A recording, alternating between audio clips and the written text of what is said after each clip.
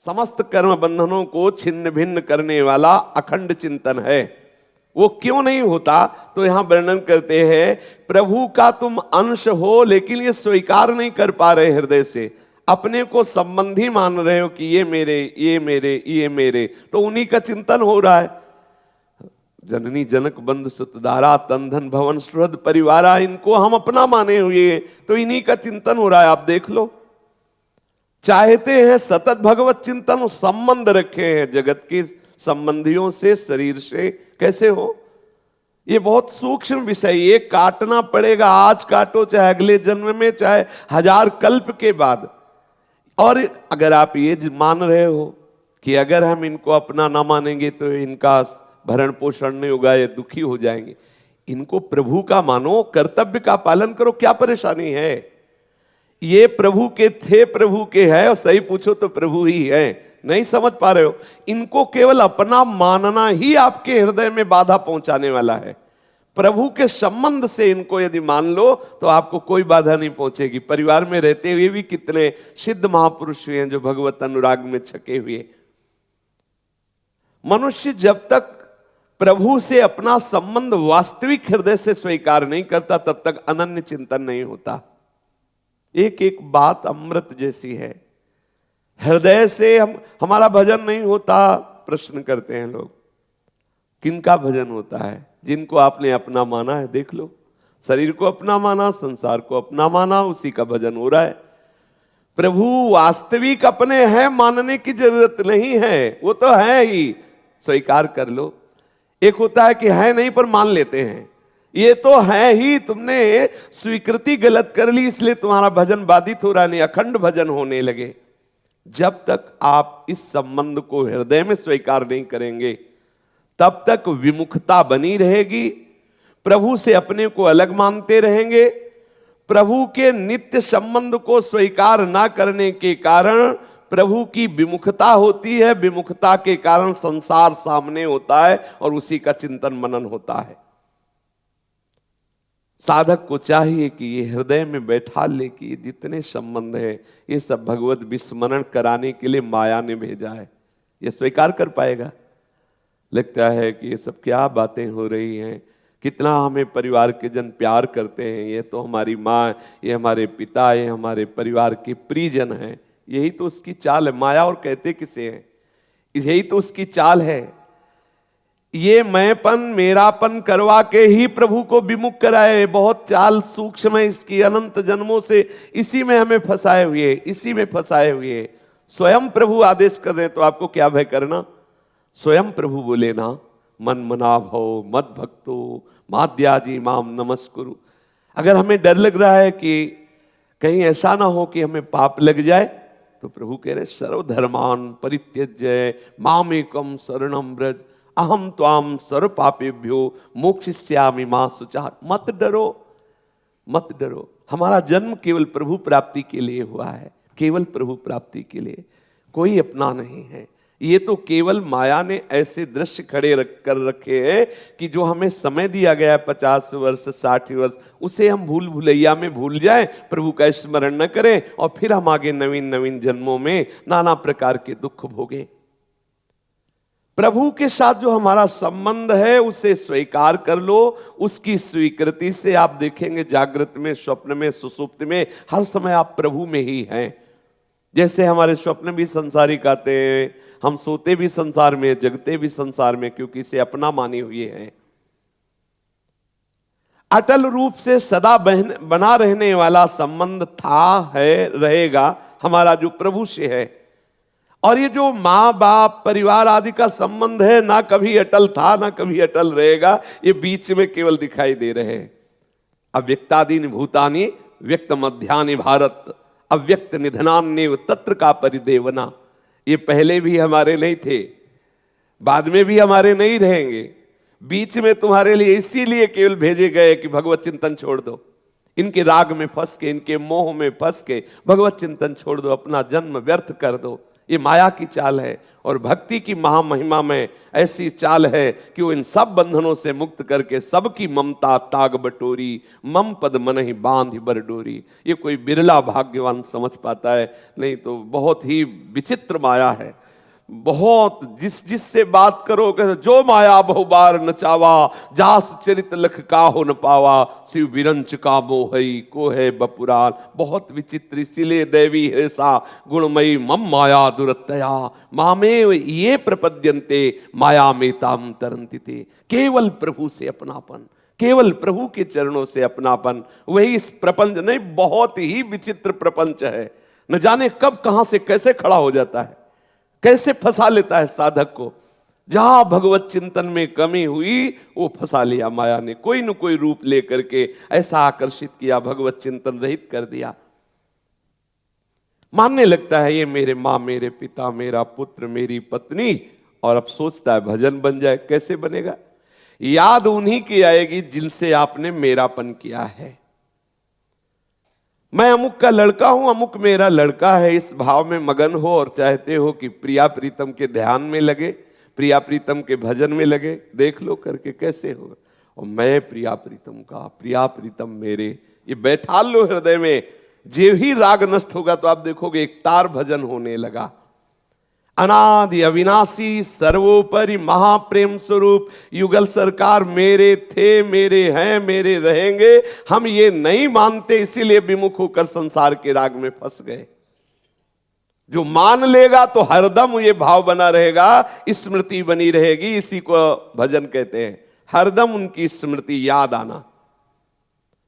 वास्तविक संबंध नित्य युक्त संबंध है प्रभु से, इसे स्वीकार कर लो। बाहरी जितने संबंध है, गोस्वामी तुलसीदास जी कह रहे, सुत बनिता आदि जान स्वार्थ रत, ना करू नेह सभी ते, अंतहि तो ही तजेंगे पामर, तू न तजय अबहि ते।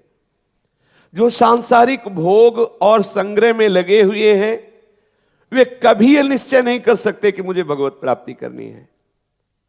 वो दृढ़ व्रता नहीं हो सकते।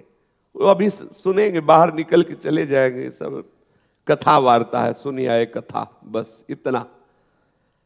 और बहुत और कृपा हुई तो कोई ऐसा प्रश्न करेंगे संसारिक, ये कैसे पूर्ण हो, वो कैसे पूर्ण हो, या थोड़ा भजन संबंधी। लेकिन दृढ़ व्रता नहीं हो सकते। दृढ़ व्रता, मेरा जीवन प्रभु के लिए, मेरे प्रीतम प्रभु। आप बस जन्म मरण के चक्र में नहीं फंसना, आप तो प्रियालाल के प्रेम में डूब। ये दृढ़ व्रता, ये निश्चय नहीं कर पाते। जो राग में फंसे हुए जन है, ये निश्चय नहीं कर पाते। ये निश्चय होना बहुत बड़ी उपलब्धि है। जिस उपासक के हृदय में निश्चय हो गया ना, अब मुझे भगवत प्राप्ति करनी है, मुझे प्रिया प्रीतम से मिलना, बहुत बड़ी उपलब्धि है। ये हम वाणी से बोल देते हैं कि मुझे भगवत प्राप्ति करनी है, हृदय से नहीं। हृदय में आएगा तो फिर आग लग जाएगी। ये बात आते ही आग लग जाती है, चैन नहीं मिलता। कैसे बताएं, वो बड़ी विकलता रहती है उपासक के हृदय में। अच्छा, इसमें मिल जाने पर और विकलता बढ़ती है। तन मन के बिछुरे नहीं, चाह बढ़े दिल रहे। इसमें थोड़ी कि भाई मिल गए तो अब बस शांति हो गई, नहीं।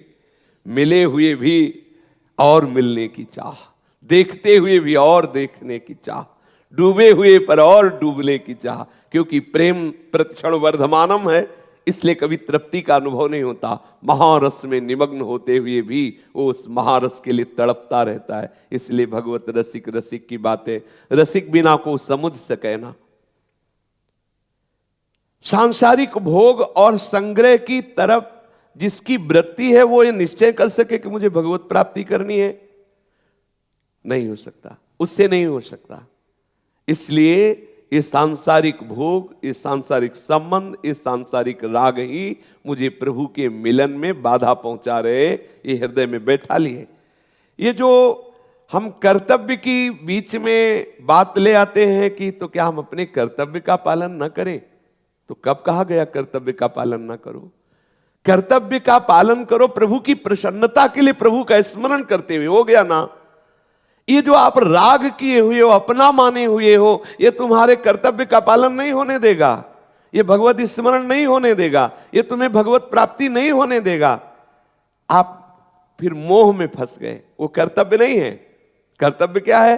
भगवत प्रसन्नता के लिए, भगवत आराधना के भाव से पूरे परिवार को आप खूब दुलार करो, भगवत प्रसन्नता के लिए, और भगवत स्मरण करते हुए देखो आपका परिणाम, देखो भगवत प्राप्ति होगा, आपका परिणाम देखो आनंद होगा, आप सम हो जाएंगे, द्वंद्वों पर विजय प्राप्त कर लेंगे। लेकिन हम कर्तव्य की बात करते हैं और अपनी स्वार्थ बुद्धि, वासना बुद्धि, मोह बुद्धि से हम फंसते चले जाते हैं। क्या फंसना कर्तव्य है? मनुष्य जीवन तो साधन धाम मोक्ष कर द्वारा, क्या हम मुक्त हो रहे हैं? आप देखो प्रतिपल हम बंधते जा रहे हैं या मुक्त होते जा रहे हैं? अगर बंधते जा रहे हैं तो सिद्धांत गलत है ना। और अगर आप विश्राम भूमि की तरफ जा रहे हैं, आपके ऊपर द्वंद्वों का प्रभाव नहीं पड़ रहा है, निरंतर भजन चल रहा है, तो खुद हृदय प्रमाण है, हृदय प्रमाण है, आपको बताएगा कि आप मुक्तता की तरफ जा रहे हैं या बंधन की तरफ जा रहे हैं, आप प्रीति की तरफ जा रहे हैं या राग की तरफ जा रहे हैं, आप दृढ़ व्रती होकर के प्रियालाल के अनुराग रस के मार्ग में जा रहे हैं या दृढ़ व्रती होकर भोगों की तरफ, बस मुझे ये भोग मिल जाए, मुझे ये विषय मिल जाए, मेरा ये काम बन जाए, इसमें है आप दृढ़ व्रती। भजन की दृढ़ व्रती थोड़ी है। तो आप अंदर से देखिए, ये साधना, ये उपासना अंदर अपने को सुधारने के लिए। हम क्या करते हैं, जो बात सुनते हैं वो दूसरों पर प्रयोग करने लगते हैं, ये अज्ञान है। दूसरों पर प्रयोग करने के लिए सत्संग नहीं होता, सिर्फ अपने हृदय को सुधारने के लिए होता है। ये निश्चय कर लेना कि इस जीवन में अब हमारे को भगवत प्राप्ति करनी है, ऐसा निश्चय जो कभी किसी भी स्थिति में विचलित ना हो, केवल उद्देश्य पर दृष्टि रहे हर कार्य करते हुए। निश्चय में अदृढ़ता आ जाए, सांसारिक कोई भी व्यक्ति, वस्तु, स्थान हमारे निश्चय को टाल ना सके, ऐसा दृढ़ व्रती निरंतर भजन करता है।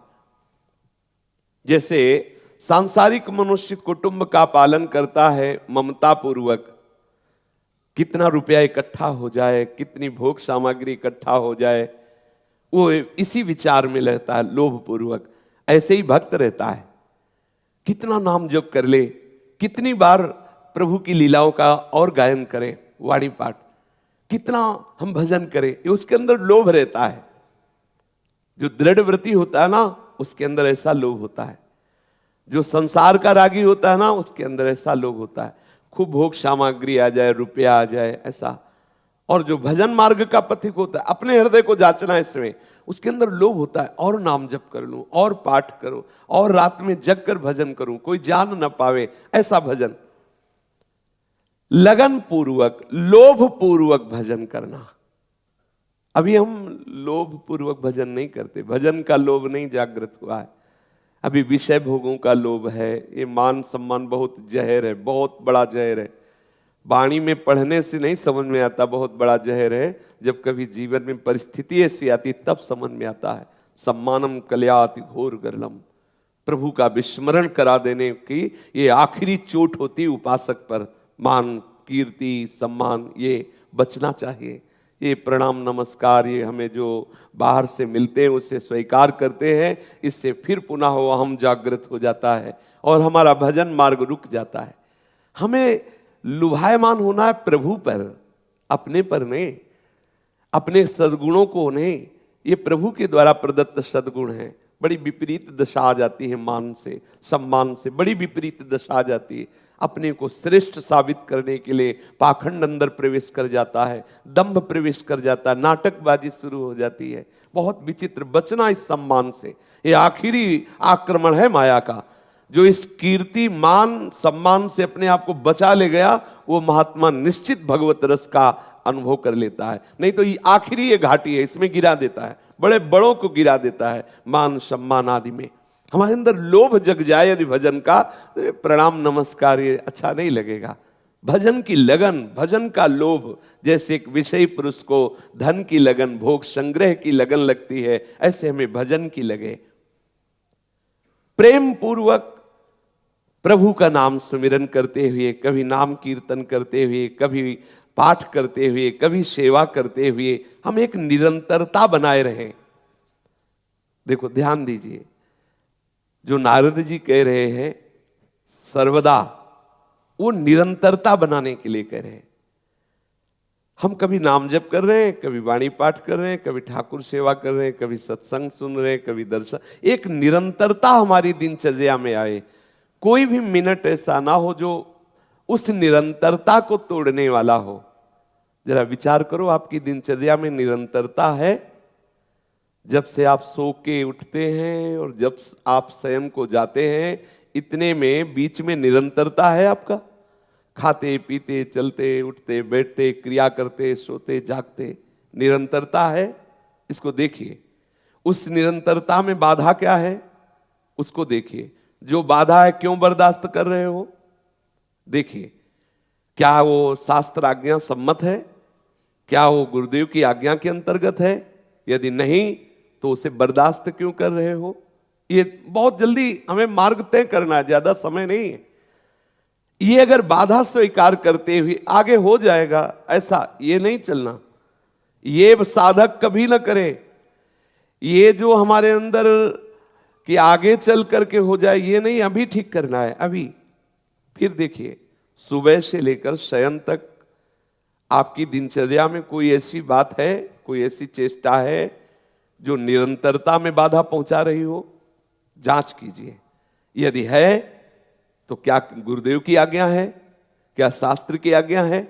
यदि नहीं तो आज अभी इसी क्षण उसको त्यागने का निश्चय करो। ज्यादा समय नहीं, लंबा मत खींचो।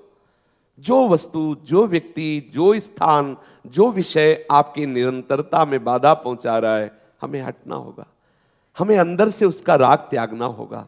अगर आप राग त्यागेंगे नहीं तो हो सकता है आप सोच रहे हैं आगे चलकर निरंतरता में आ जाएंगे, और हो सकता है वो राग आपको जितना भजन होता है उससे भी नीचे गिरा दे, गिरा ही देगा, क्योंकि आप ढीले पड़ रहे हैं।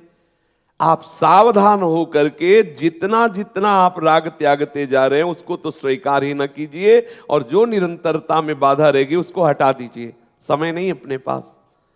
सच्ची मानिए, बहुत आपको लगता है बड़े चैन से कट रहा, हाहाकार मचा है, माया का तूफान चल रहा है, तुम्हें नहीं दिखाई दे रहा है।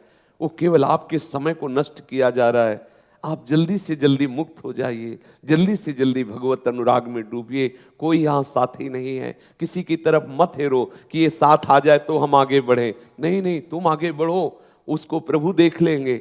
अगर आपको ऐसा लगता है तो आप मार्ग भले बता दीजिए, पर आप खड़े मत होइए, नहीं तो आपका मार्ग रुक रहा है। चलते चलते बता दीजिए और आप चलिए, क्योंकि ये इतना समय नहीं कि आप खड़े होकर किसी को बताएं। बहुत ये आंतरिक वेदना युक्त हम आपको बात कह रहे हैं, अंदर के दर्द भरी बात कह रहे हैं, बिल्कुल चूकिएगा नहीं। बहुत बढ़िया अवसर मिला, नहीं बहुत बहुत वो हृदय में जब ये सब समझ में आता है तो लगता है कितने सूक्ष्म फंसाव हैं जीव। समीप बैठे हुए ये लड्डू गोपाल की तरह देखते रहते ठाकुर जी और मुस्कुराते रहते, कभी कभी इन पर भी गुस्सा आती है। ये देखो फंसता चला जा रहा है साधक, और ये भोग पाते हैं मुस्कुराए हुए बैठे। जय माला डाल दो और आरती करो, पूजा करो। प्रियाजू के साथ खेल रहे हो या पीट रहा है उपासक। अरे अगर ये एक मुस्कुराहट बाहर करके दिखा दे तो झंझट खत्म हो जाएगा। कभी कभी इन पे भी गुस्सा आता है, या थोड़ा तुम भी तो ऐसा करो, कोई इतने कमजोर तो हो ले। बस एक बार अगर ये मुस्कुरा दे सामने आके, फिर किसी भी इंद्रिय और मन की ताकत लेके विषय की तरफ चला जाए। पर पता नहीं कब तक वो देखेंगे ऐसा कि रोए तो कम से कम। वो देखते हैं कि रोए तो कम से कम, रुला लो जब तक रुलाना है आपको। बका बात वैसे तो ज्यादा इन्हीं से बनेगी। पक्का समझो, एक बार मुस्कुरा दें आकर के, बस हो गया काम हमारा जन्म जन्मांत। अच्छा, इसमें कोई इनका कुछ खर्चा नहीं होता, पर पता नहीं क्यों फंसाए हुए हैं। देखो न जाने कौन से गुण पर दया निधि रीझ जाते हैं। पर अपनी तरफ से हम ऐसी चेष्टा करें, हम वाणी संबंधी भगवत स्तोत्र, भगवत लीला गायन करें, नाम जप करें, शरीर संबंधी चेष्टा भगवत प्रसन्नता के लिए करें, और प्रभु को नमस्कार करने का नियम ले लें। ये बड़ी सूक्ष्मता है। हमने गुरुजनों को, महापुरुषों को देखा, ठाकुर जी को दंडवत करने का नियम 108 बार दंडवत। आप 108 बार न कीजिए तो 51 बार, 11 बार, 21 बार करना चाहिए। दास्य भक्ति पुष्ट होती है, शरीराभिमान गलित होता है, करना चाहिए। जरा विचार करो, कई बार सत्संग में हुआ होगा, कै दंडवत करते हो ठाकुर जी की, गुरु जी की, जो आपके सिंहासन में विराजमान है। सेवा करके, 4 परिक्रमा करके एक नियम ले लो। 11 हमने देखा श्रीधर बाबा को, शरीर काम नहीं कर रहा था, वयोवृद्ध था, दो लोगों को बोलते थे पकड़ो, दंडवत करते, फिर उठते, फिर दंडवत करते, फिर उनको पकड़ के उठा। वो अपने नियम जो पुराने संत महात्मा हुए नियम के दृढ़ पक्के रहते थे। अपने क्या नियम है? ओहो आश्चर्य, चरणामृत नहीं मिला उस दिन तो भोजन नहीं पाया। क्या आपको याद आती है कि आप अपने ठाकुर जी का चरणामृत पिए बिना आप चाय ना पिए, आप भोजन न खाएं? आप ऐसा नियम लिए? कहां वैष्णवता है? विचार करके देखो। फिर कहते हो हमारा मन उद्दंडता कर रहा है, भजन नहीं कर रहा। आप सिद्धांत स्वीकार नहीं किए हो। नियम रखो, कुछ तो नियम रहे। जब तक ठाकुर का चरणामृत उनके चरण में चढ़ी हुई तुलसी जिह्वा पे नहीं जाएगी तब तक हम भोजन नहीं करेंगे, हम चाय नहीं पिएंगे, हम नाश्ता नहीं करेंगे। पहले अपने ठाकुर का चरणामृत। अगर ऐसा लगता है कि आप थोड़ा विलंब से श्रृंगार करते हैं स्नान आदि ठाकुर जी का, तो आप पहले दिन का रखे रहें। बिना चरणामृत लिए आपकी कोई भी खान पान की दिनचर्या नहीं होनी चाहिए। प्रसाद तभी जिह्वा में ठाकुर का चरणामृत। अगर शरीर आपका काम कर रहा है तो आप नियम लीजिए। मान लो स्त्री शरीर है तो आप पंचांग का नियम लीजिए। आप खड़े हुए पंचांग प्रणाम किए, फिर हाथ जोड़ करके मंत्र स्मरण किया, फिर पंचांग प्रणाम किया, फिर खड़े हुए, फिर मंत्र जपा, फिर प्रणाम किया। 11, 21 तो देखो आपको आपके अंदर रोना आने लगेगा, दैन्यता आ जाएगी, आपका हृदय विकल होने लगेगा। ये बहुत बड़ी भक्ति है, इसे ना खिलवाड़ ना समझो। वृंदावन को प्रणाम करना, गुरुदेव को प्रणाम करना, श्री प्रिया प्रीतम को प्रणाम नियम लेना चाहिए। 21 दंडवत, 51 दंडवत, शरीर भी स्वस्थ रहेगा और हमारी आराधना भी बन जाएगी। करना चाहिए।